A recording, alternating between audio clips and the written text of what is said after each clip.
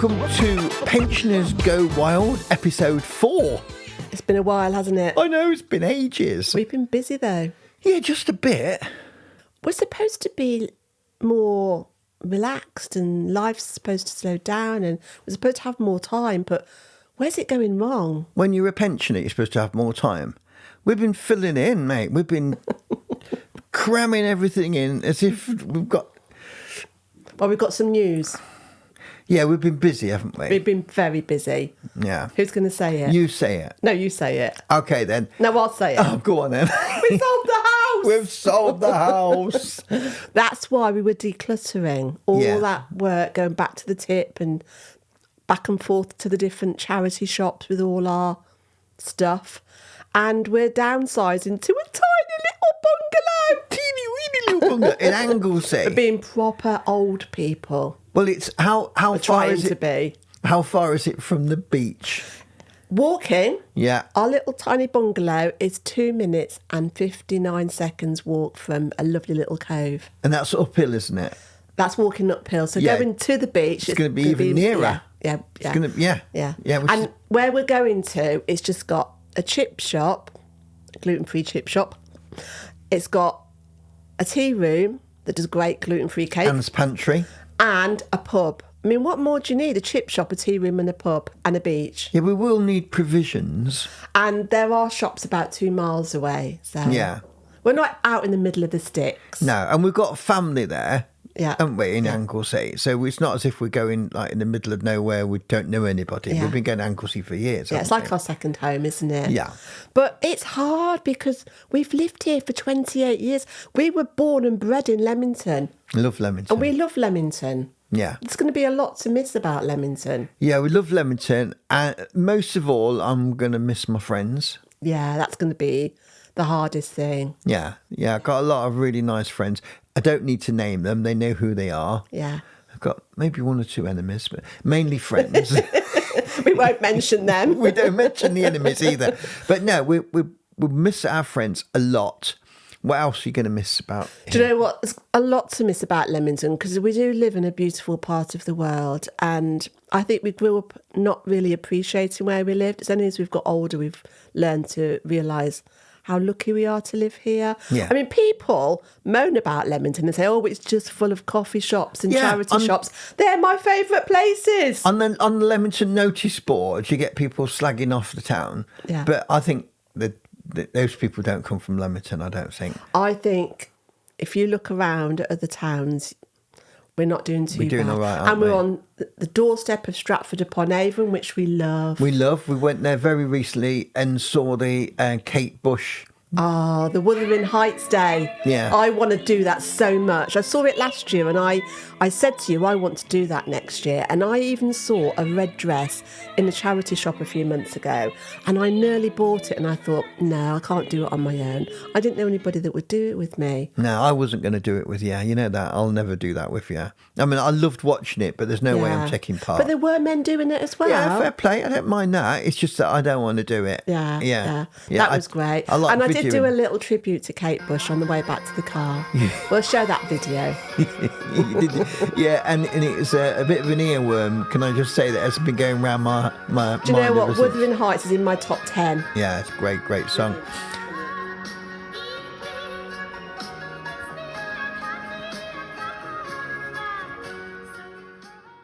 Also, in Stratford, we like walking from the Fisherman's Car Park into Stratford, don't we? That's a great walk along the river. And I have to have a little swim. You do? But I don't like to tell that to people because people will, what, you swim in the river? Well, they've got signs up now, haven't they? Do not swim in this river. This is not designated bathing water. Yeah. It's like I think those signs have got to go, Bill. I think they've got to go. That's our mission before we move. Remove the signs. Also in Leamington, right? The live music in Leamington. Like we went to see Hunky Davy's band very recently, and they were fantastic. And Sinead and the Peas. Paul and Glenn. Stop it. It's just too much. Why are we moving? We love... Why are we moving? The music scene locally, like the folk clubs, all the live music scene, the Leamington Peace Festival. I love that. Every weekend there's something on, isn't there? Just love it so much. Yeah. Art in the Park yesterday. Fantastic. I mean, I'm sure there's going to be things going on where we're going to as well. We just don't know about it yet. We're going to come back as well, aren't we? Do you know what I think the hardest thing is going to be? Because when we go even to the local shops, we bump into people we know. We go into town, we bump into people we know. We go out for a drink, we bump into people we know. We're going to a place where... we don't know many people. Yeah. And I mean, we're going to learn Welsh, aren't we? That's one of our goals. Bobadar. Yeah, we're going to learn Welsh as well, aren't we? Yeah. I've already started. Yeah, I got an app to learn some Welsh. Yeah. Yeah. How are you getting it's on? going to take a little while. I think once I immerse myself into that, I will learn Welsh better. But on about coming back, obviously, we're going to come back for Warwick Folk Festival. Yes. We'll probably be back most weekends in the summer. We had a brilliant Warwick Folk Festival this year. 4 days. 4 days of... oh, it was just great, wasn't it? It was great. And I did my gig. Warwick Folk Festival were amazing. Let me put a gig on to support my album. Yeah, tell them about your album, Bill. Okay, so if you haven't... why did you do your album? Yeah, I did my album. So a lot of the people who follow this podcast, but not everybody would know, our son died almost 10 years ago, and I had loads of songs half written, which I couldn't finish because it was difficult, in the grieving. You lost your mojo a bit with the music after Matt died. Yeah, I'd say, yeah. So, and I said to you, what do you want for Christmas? And you said... I want an album of all your songs. Yeah. Your unfinished songs. Unfinished ones, which think, crikey, there's a few of those knocking But it around. gave you a purpose and something to do. Yeah, and also got me out the living room. Yes. So you could watch the telly. I was being polite. It got you out of the house. So yeah, I made this album, and then you said, why don't you have the album raise money for Mighton Hospice? So we did that, and I think it's probably 1,500 quid. I haven't got an exact total. I haven't got the latest total because you raised some more money from your gig at Warwick Folk Festival. And I loved that gig. I just absolutely loved it. It was full, chock-a-block, wasn't it? Standing room only. I know, I loved it when they said that. I looked around and thought, crikey. Got loads of good feedback. But the main thing is we raised money for Mighton. And we went to Mighton Hospice to talk to them about the gig, didn't we? So we had to go back to Mighton. That was hard. First time. Yeah, that was a hard. bit very difficult. But they were so lovely. They were so brilliant. lovely. And if anybody wants to get hold of your album, you've only got a few hard copies left, but they can download it. Yeah. And all the money goes to Mighton Hospice. Yeah, it goes straight there. Yeah. So directly to them. Yeah, that's brilliant. So, talking about moving house, which we were, right, I want to say something about the house move. Okay. First of all, we thought we would move in beginning of June, didn't we? We thought maybe... I thought we were going to be in it spring. I envisioned we'll sell the house really quickly. We'll be in that bungalow by spring. We'll have all summer in Anglesey, living the dream. We put the house up for sale at the wrong time. The week before the budget. Yeah, Not great. Not great. And then after the budget, of course, people are saving money for Christmas. Which wasn't great. Don't put your house on the market just before Christmas. No, nobody actually buys a house over Christmas, do they? Because they're buying Christmas presents. And, of course, nobody buys a house just after Christmas because they've got no money because all their credit card bills and also the economy's shite. Yeah. Yeah, it is that. So it did take rather a long time, but we thought 4 months it took us to sell our house. But you thought, and I'm not criticising you in any way, but you packed everything. I was ready. Once I've made a decision, that's it. Let's get cracking. So everything is box, isn't it? I want a pair of underpants. I have to look in the back. You're exaggerating now. Okay, not underpants. Everything I've packed is stuff that we don't need. Everyday stuff that we don't need. Stuff that you've packed is stuff that you keep needing. You keep opening the boxes. I've got one box I've opened 6 times. And I haven't had to open one box that I've packed. So I think somebody's going wrong here and it's not me. I did pack everything and then thought, oh, crikey, I need that. Yeah. At one point, I even packed all the tape. Yeah. We're not very good at packing either, are we? No, but in fairness, we have sold the house, and the bungalow that we're moving into is amazing. I love it. Can I just say the bungalow is very, very small? It's very small, but it's not about the bungalow, it's about the location. And the reason we're going is for a lifestyle change and a new adventure. Yeah. And you've always said that size isn't everything, haven't you? Also, do you not think that the sales process is ridiculous? With the Oh my God, Bill. It's mad. What is wrong with us? The whole process. Last time we moved, 28 years ago, it took 6 weeks from selling to moving.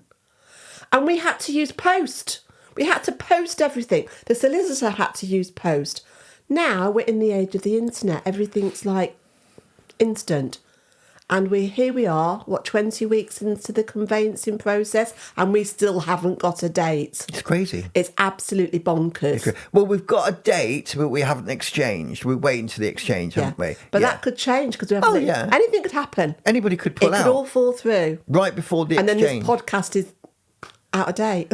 Well, we'll just do another podcast about it. The phone. The phone. Okay. Oh, hang on, I've packed the phone. You packed the phone. Oh, but it's on my mobile. Hang on. Hello, Pensioners Go Wild, episode 4. How can I help you? Hi, Pensioners Go Wild. I wanted to call up to ask for some advice because my parents are moving near me in the near future. They're buying a house that's like 5 minutes down the road from me. And I need to have a conversation with them about it. I'm not quite sure how to approach it. Can you give me some advice? Okay. Thanks, bye. Right, okay,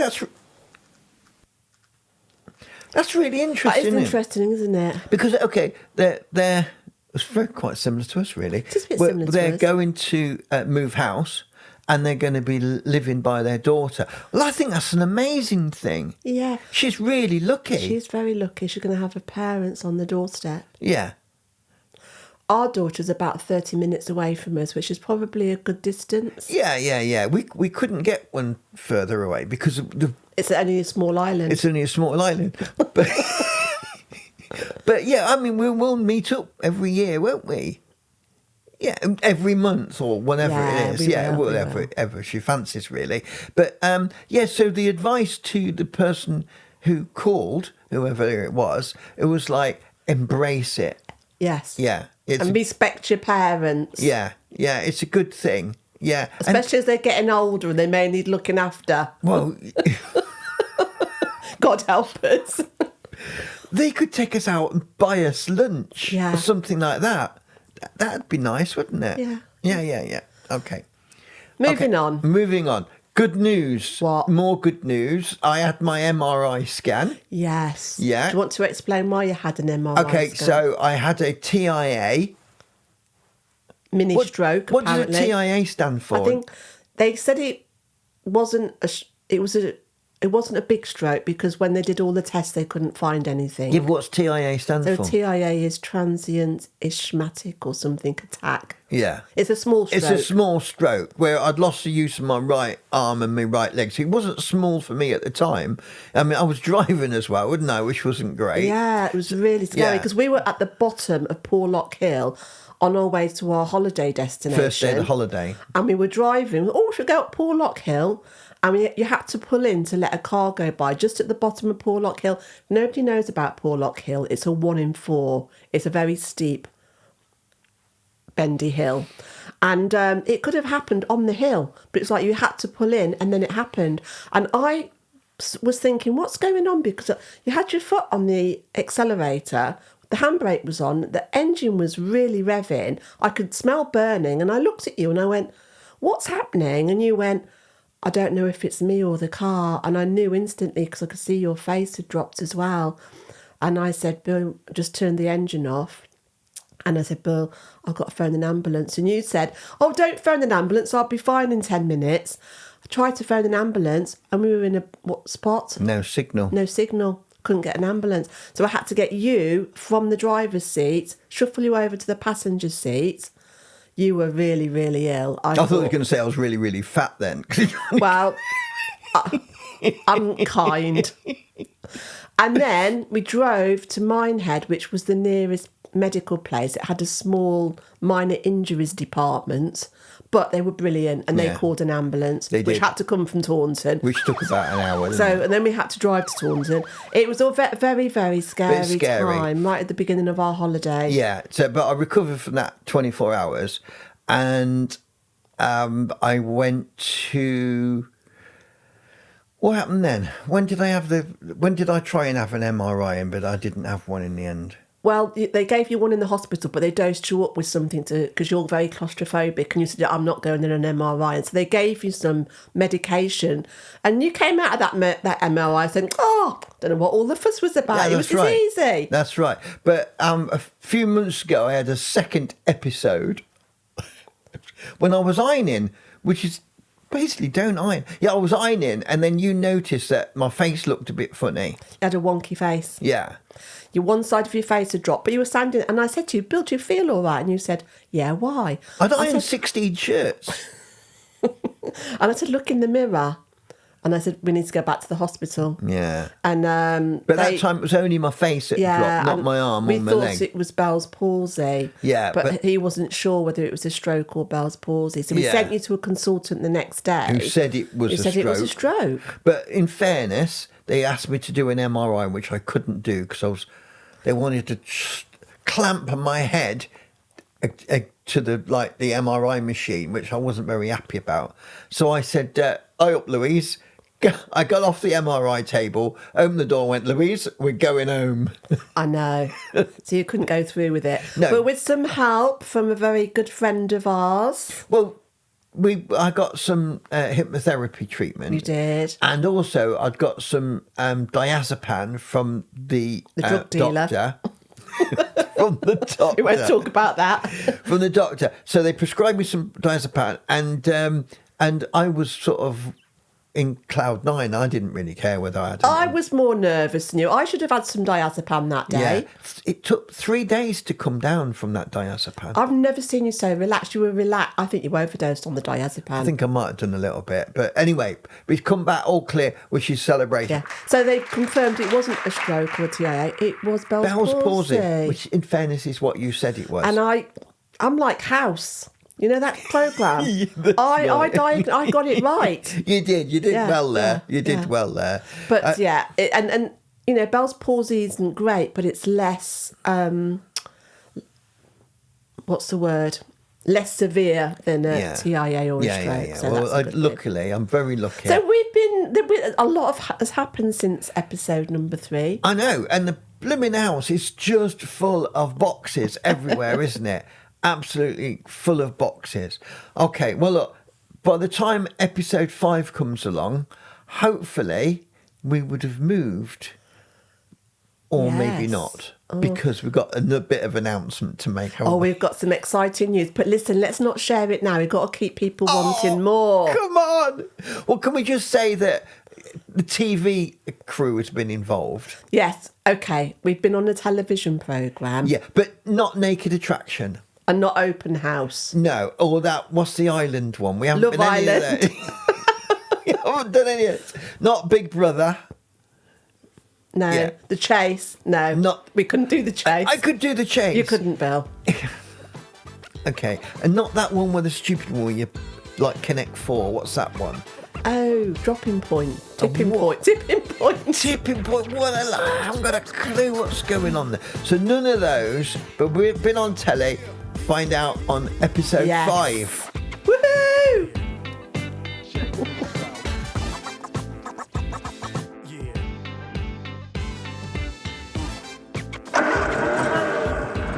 Are you looking for a removal company? Then choose Shifty Brothers. Shifty Brothers Removals. We'll move anything. No refunds. Mummy! Mummy! Mummy!